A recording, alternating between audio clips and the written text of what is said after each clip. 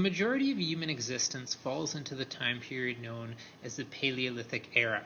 The Paleolithic Era is between the years 250,000 BCE to 10,000 BCE, so this makes up roughly 95% of human existence. During this time period, all people were nomadic. People did not produce their own food. People survived by gathering plants and hunting animals. So this term nomadic means that you don't live in one place. You move in order to ensure that you're always close to a food supply. There is a tendency for us to look back at these Stone Age people and think of them as being stupid, but nothing could be further from the truth. Most people today, if they were placed in a situation where they had to fend for themselves and get their own food, wouldn't have the slightest clue on how to survive. Nomadic people didn't just wander around aimlessly, hoping to stumble across food. Each of these nomads had encyclopedic knowledge of all the plants and animals in their environment. They needed to make specialized tools to hunt. They needed to organize their attacks in order to be successful. In his book Guns, Germs, and Steel, which you'll read or you'll begin reading this week, Jared Diamond argues that people who live in hunter-gatherer societies are actually, on average, smarter than people who live in cities. And his reason for arguing this is that, one, people in hunter-gatherer societies spend less time being passively entertained than people in settled communities, and two, survival in a hunter-gatherer society is based more on intelligence, whereas in a large civilization, survival is mostly based, or has historically been based, on immunity to disease and immunity to epidemics, but not necessarily intelligence. So how can we today know anything about how these hunter-gatherers organized their lives 30,000 years ago? Basically, it's a combination of two things. First, a lot of what we know is based on artifacts that have been excavated by archaeologists. Secondly, there's still a small number of people that live as hunter-gatherers today. These people live in a variety of different environments throughout the world, and these people are studied extensively by anthropologists. We certainly don't know everything about how life was back then, but there are some things we can be pretty sure of. One thing we do know is that in hunter-gatherer societies, everybody was relatively equal. Next week, we'll look in depth at the formation of the first big civilizations, Egypt, Mesopotamia, early China, and from the earliest civilizations up to the modern day, there has been massive inequality between rich and poor. This inequality between rich and poor didn't really exist in hunter-gatherer societies. Hunter-gatherers couldn't become rich because everything they owned had to be carried around when they moved. From the earliest civilizations up to the modern day, there has also been massive inequality between men and women. Women have had less rights historically than men and have enjoyed less freedom than men have. In hunter-gatherer societies, it appears as though there's relative equality between men and women. Men and women did have different roles, men typically being concerned with hunting, women typically concerned with collecting plants and raising children, but both roles are considered by the society as being equally important. We know that hunter-gatherer societies were small. Typically, a hunter-gatherer society would be made up of only 25 to 50 people, and this is a practical number given the lifestyle. The land that hasn't been planted can only feed so many people, and it's very hard to be mobile with a large group. We also know that outside of the band of 25 to 50, there wasn't a lot of interaction between groups of hunter-gatherers. There might be agreements over territory, and there might be intermarriage in some cases, but there was definitely no daily interaction between different bands of hunter-gatherers. And finally, we know that hunter-gatherers were capable of abstract thinking. They thought about more than just their day-to-day survival, and we know this from some of the artwork that they left behind. Some of the most famous artwork is cave paintings. Most cave paintings depict animals and scenes of hunting, and conditions in caves are suitable for preserving the artwork. That's why it's lasted for so long. We don't know the purpose of this. Some argue that the artwork or the cave paintings served a ceremonial function or even a religious function. Some argue that it was just an aesthetic function, make the cave look nice. Either way, it shows that these people were concerned with more than just their immediate survival. Then, about 10,000 years ago, a major shift happened in human history. This was the shift from hunting and gathering to farming. Human beings actually started producing their own food instead of just gathering food. This is sometimes called the Neolithic Revolution or the Agricultural Revolution. These terms are a bit problematic though, because revolution implies that it happened very quickly, and in reality the transition to agriculture was really a slow process. So a more accurate term would probably be something like the Neolithic Transition or the Agricultural Transition, as opposed to revolution. The major discovery that you could grow your own food was probably made by women as they experimented with seeds that they gathered. Instead of just hunting animals, then, men began to capture animals and began to breed them. And this comes from the idea that you can grow your own food. In the next section of the podcast, I'll talk a little bit about how farming and the agricultural revolution led to the formation of the world's first civilizations.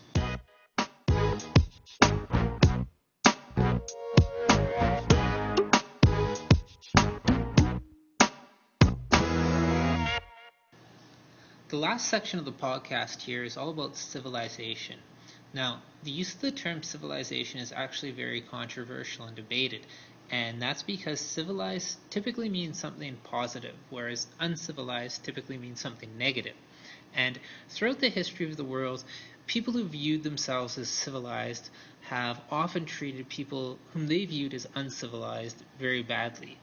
Europeans coming to America in the 15th, 16th, and 17th century saw themselves as civilized, and they saw the indigenous people of America as uncivilized. And this belief led to horrible things like the creation of residential schools to civilize the natives.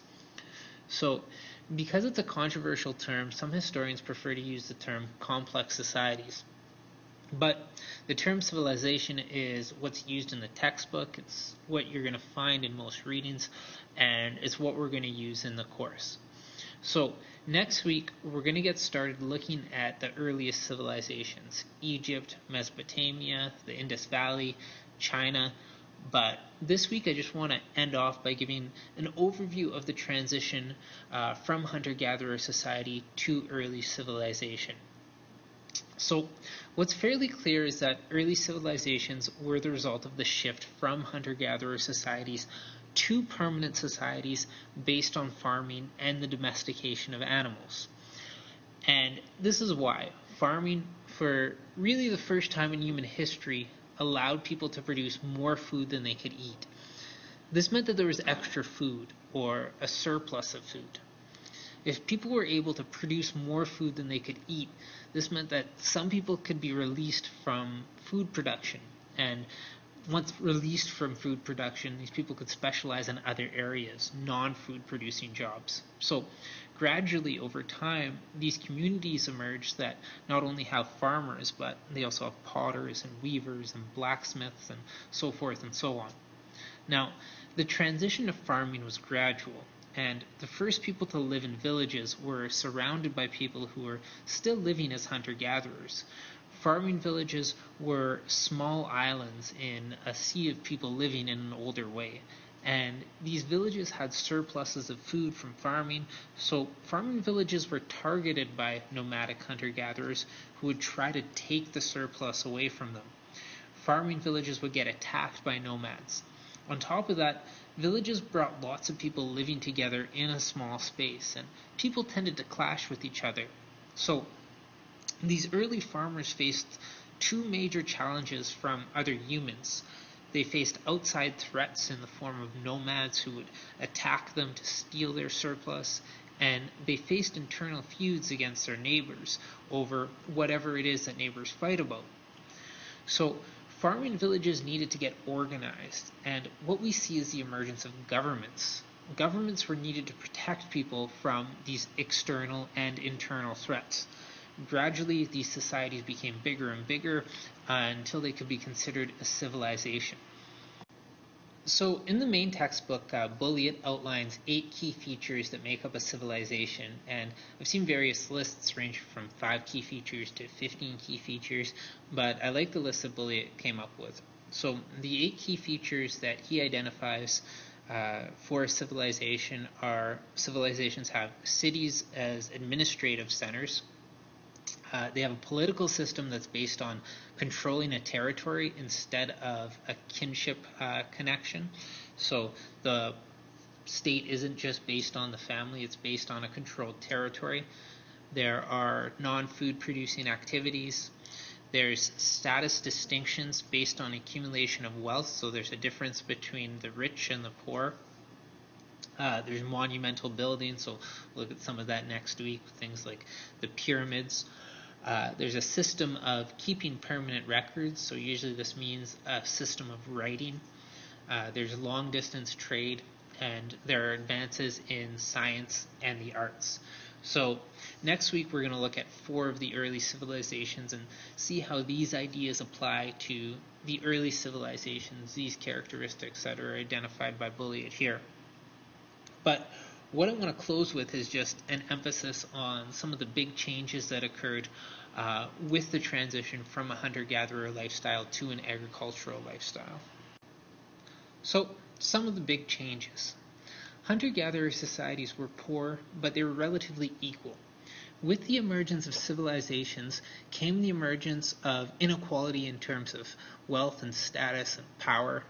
All the early civilizations were able to produce wealth that could never have been produced by a nomadic lifestyle, but the more wealth was produced, the more it became concentrated in the hands of the few: kings, queens, priests, landlords, government officials, and so on. All the early civilizations had powerful people who were rich, who owned land, who ate well, and who didn't do any physical labor.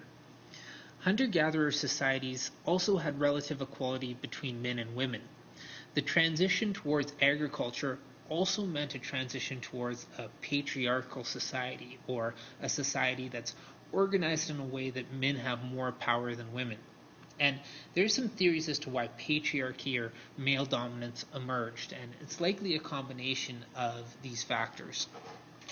For one, men were physically more powerful, and they were better able to perform plow-based agriculture, which was connected with status.